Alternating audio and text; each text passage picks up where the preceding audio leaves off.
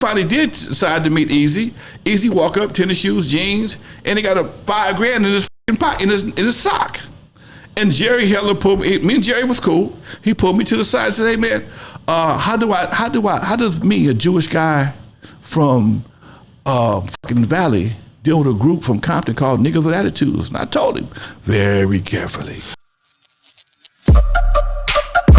Yeah, we on Boss Talk TV. Shout out to E. The reason you see me. Did you ever have any regrets when it come down to introducing Eazy to Jerry Heller? No. Because of the way the things spiraled. Look, it was 1986, 86, and I was big dog. Me, Rudy, Egypt, we was all big dogs. We on the radio, we doing concerts, and Eazy wanted to meet Jerry. Jerry didn't want to meet Eazy. Contrary to what Jerry said, if he was here today, I'd tell him the same thing. He didn't want to meet him. It took me 3 or 4 times to approach Jerry to get him to meet Eazy. Why he didn't want to meet him? Because Eazy didn't carry himself like the rest of us did.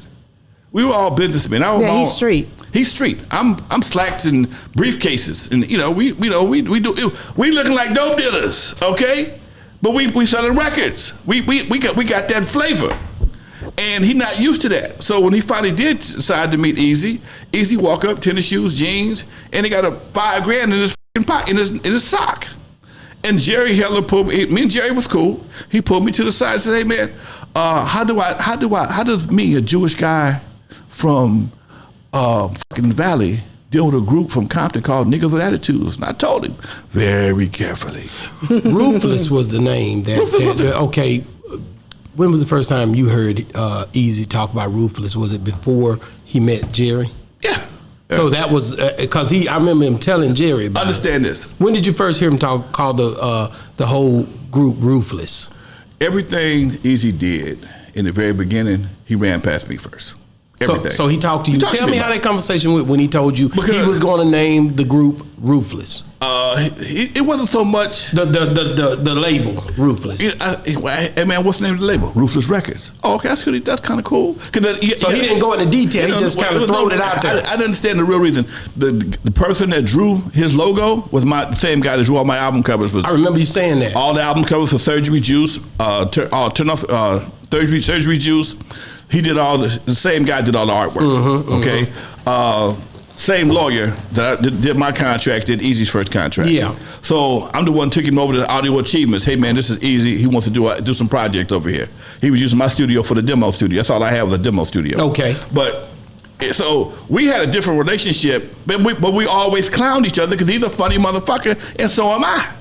So we would go back and forth just on the GP because I could hang with his ass, he could hang with me, and after the end we dap it out with no whatever, man, fuck you, all right, fuck you.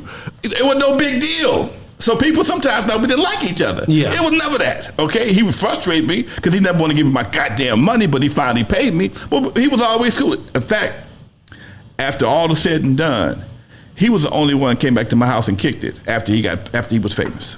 So he came back to you. He came by the pad and he would come by the pad to meet his bodyguards. Never had a sign of AIDS or none of that. Nah, he was at my house maybe 2 months before he got sick. And you never seen no signs. So there's a lot of conspiracy theories out here that says that he was, of course, Suge talked about, hit him with a little bit of Eazy-E. Right. And then you had other people that kind of felt like this stuff was done, in a way that it was strategically done to get him in that condition.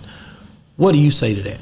Man, you know what? I don't know, dude. I don't know. I've talked to folks close to him, and they definitely feel something suspicious has happened. I can't speak on it, Doc.